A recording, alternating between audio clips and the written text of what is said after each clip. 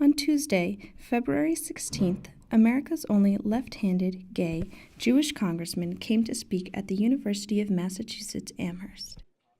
Audience members shuffled in to hear Barney Frank and author Stuart Weisberg promote the recent release of the congressman's biography. While the book carefully details Frank's life from his childhood in Bayonne, New Jersey, to his ascendance to chairman of the House Financial Services Committee, Frank reflected more generally on his experiences. It was, like I said, a kind of a middle-class upbringing in a working-class atmosphere, which gave me, I think, an exposure, a very good exposure to both worlds. I went to the large public high school, in which only a minority of the students were going to college. So it was a good chance to get a grounding, I think, in a fairly good cross-section of the city. Demonstrating his characteristic sharp wit and rough charm, Frank spoke candidly about his early political career as chief of staff for former Boston City Mayor Kevin White and his first run for elected office in 1972 for state legislature. Drawing on upwards of 30 hours of interviews and a close personal and professional relationship with Frank, Weisberg touched on the largely left-leaning agenda Frank has pursued throughout his career. One of my favorite stories of Barney's days in the state legislature, the Massachusetts House was debating a bill that Barney had introduced to decriminalize marijuana. And a conservative representative from New Bedford took direct aim at Barney Frank and said, noted that he had introduced bills for pornography, slut, gay rights, rights for homosexuals, gambling. And he said, if it's not a bill for pornography, if it's not fornication, it's this bill legalizing marijuana. Mr. Speaker, when is he going to stop? And Barney rose and said, Mr. Speaker, I want to assure my colleague I will keep going until I find something that he likes to do.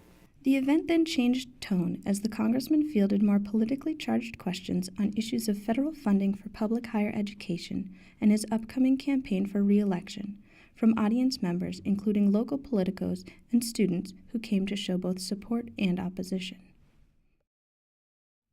UMass student Adam Freed came to hear more from a champion of his cause. Mainly I came today to support Barney Frank.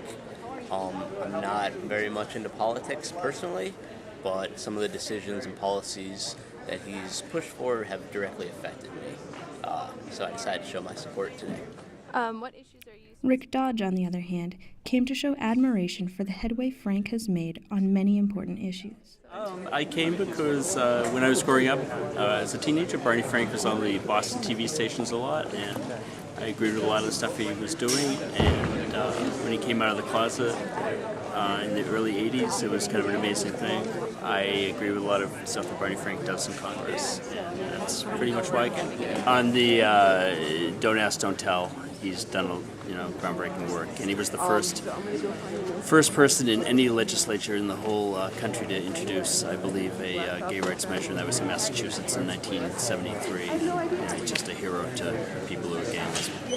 Frank remained for a brief book signing with Weisberg, who opened up about the process of condensing Frank's many quirks and accomplishments into just 500 pages.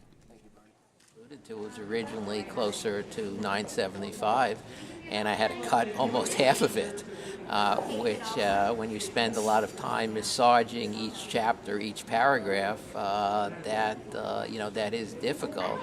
And I was determined that I wanted to tell the complete story, what's in all. We did not, skirt, any issue in the book. It's all there, and the story's not always told as Barney would like it. Oh, I think it's very accurate. Look, there's some things in the book that weren't there, but those were in my life, not in the book. And on the whole, Stuart Weisberg and I share a set of values about what public policy should be. We share a notion of how you go about accomplishing it. So, not surprisingly, it's a book that I think tells my side of the story very fairly. This is Cal Scannell for GazetteNet.